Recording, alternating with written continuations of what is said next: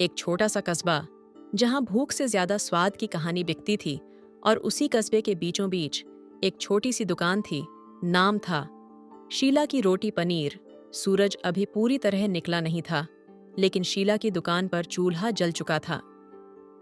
आज भी वही दिन, वही लोग, वही उम्मीद।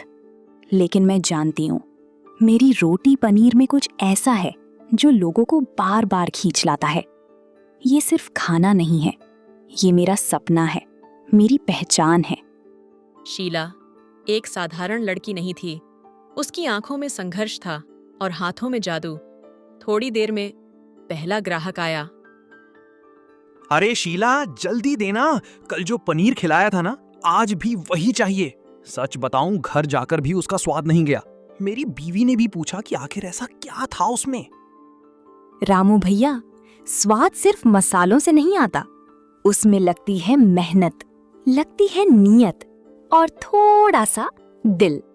आप बैठिए, अभी बना कर देती हूँ। शीला ने पनीर की सब्जी बनाने लगी, लेकिन उसकी हर हरकत में एक खास तरीका था। वो पनीर को ऐसे काटती जैसे कोई कलाकार अपनी पेंटिंग बनाता है। मसाले डालने का उसका अंदाज अलग था। पहले हल्दी, फिर मिर्च, फिर थोड़ा सा नमक। लेकिन असली बात टाइमिंग में है। अगर 1 सेकंड भी गलत हुआ तो स्वाद खत्म। और यही चीज उसकी दुकान को खास बनाती थी। कुछ ही समय में दुकान पर भीड़ लग गई। भाई, एक प्लेट इधर। मेरे लिए भी रोटी पनीर जल्दी। हर कोई सिर्फ एक चीज चाहता था, शीला की रोटी पनीर। सबको मिलेगा, थोड़ा सब्र रखो, यहाँ कोई भूखा नहीं जाएगा। लेकिन जल्दी के चक्कर में स्वाद खराब नहीं कर सकती। भीड़ के बीच एक आदमी चुपचाप खड़ा था। उसका नाम था राहुल। इतनी भीड़ एक छोटी सी दुकान पर? जरूर कोई राज है। मैं इसे ऐसे ही नहीं छोड़ूंगा, मुझे पता लगाना ही होगा। राहुल एक बिजनेसमैन था और उसकी नजर शीला की सफलता पर थी। 1 प्लेट रोटी पनीर देना, और हाँ, ध्यान से बनाना, मैं पहली बार खा रहा हूं। यहाँ हर प्लेट ध्यान से बनती है। आप बस खाइए और बताइए कैसा लगा। कुछ ही मिनटों में प्लेट तैयार थी। राहुल ने पहला कौर लिया और उसी पल उसकी आंखें चौड़ी हो गईं। ये कैसे पॉसिबल है?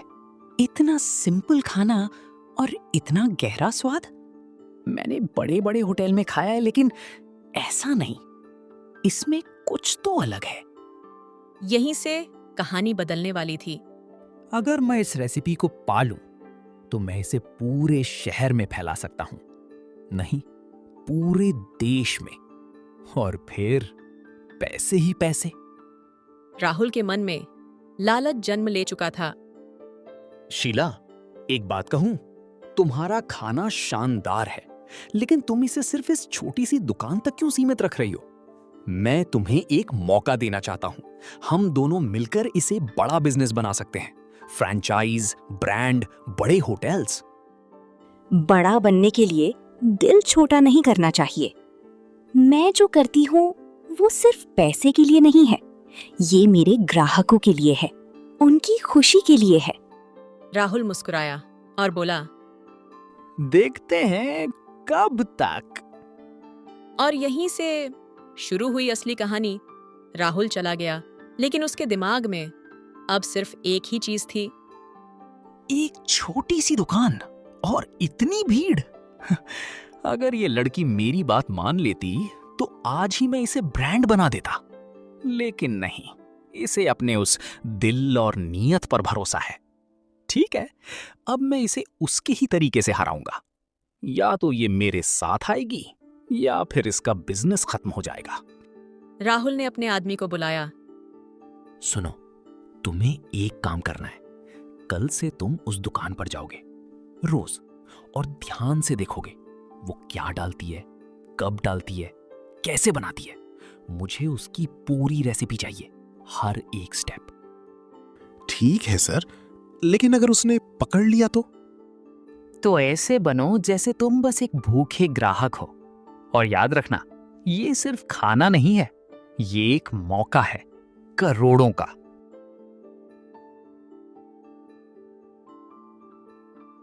अगले दिन शीला की दुकान पर एक नया चेहरा दिखाई दिया।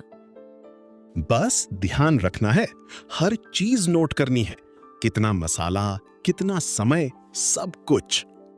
वो चुपचाप हर चीज देख रहा था। तुम नए हो ना यहाँ?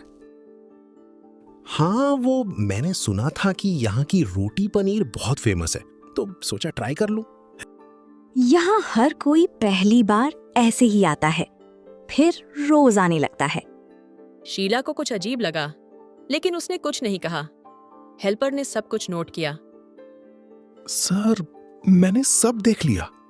वो वही मसाले डालती हैं, वही तरीका है, लेकिन कुछ मिसिंग है। जब हम वही चीज बनाते हैं तो वो स्वाद नहीं आता। इम्पॉसिबल। हर चीज की एक रेसिपी होती है, और अगर रेसिपी है तो उसे कॉपी भी किया जा सकता है। तुमने कुछ मिस किया है। नहीं सर, मैं सब कुछ देख रहा हूं, लेकिन उसके जैसा बनाने का कोशिश कर रहा हूं तो नहीं हो रहा है। यही बात राहुल को और बेचैन कर रही थी। कुछ ही दिनों में राहुल ने एक बड़ा कदम उठाया। शीला की दुकान के सामने ही एक नई दुकान खुल गई। बड़ा बोर्ड, रॉयल रोटी पनीर। अब देखते हैं, लोग दिल चुनते हैं या दिखावा। कुछ लोग नई दुकान की तरफ गए। चलो यार, नई दुकान है, थोड़ा ट्राई करते हैं। हाँ, एसी भी है और साफ सुथरा भी लग रहा है। शीला ने सब देखा। ये वही है जो मैं सोच रही थी, लेकिन अगर मेरा काम सच्चा है तो मुझे डरने की जरूरत नहीं। कुछ घंटे बाद अरे, वहां का खाना अच्छा है, लेकिन वो बात नहीं है जो शीला की रोटी पनीर में है। हाँ, पेट तो भर गया, लेकिन दिल नहीं भरा। मैंने वही रेसिपी इस्तेमाल की, वही मसाले, वही तरीका, फिर भी लोग उसके पास क्यों जा रहे हैं?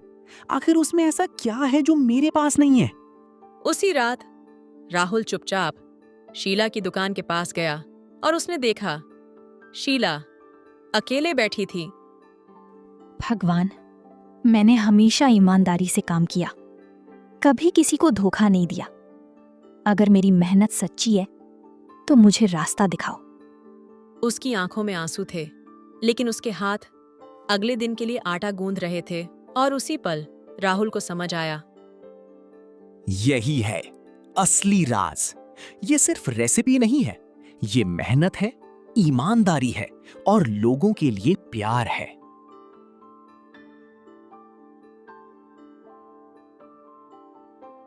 मैं हार गया। मैंने सोचा था कि मैं तुम्हें हरा कर जीत जाऊंगा, लेकिन मैंने खुद को ही हरा दिया।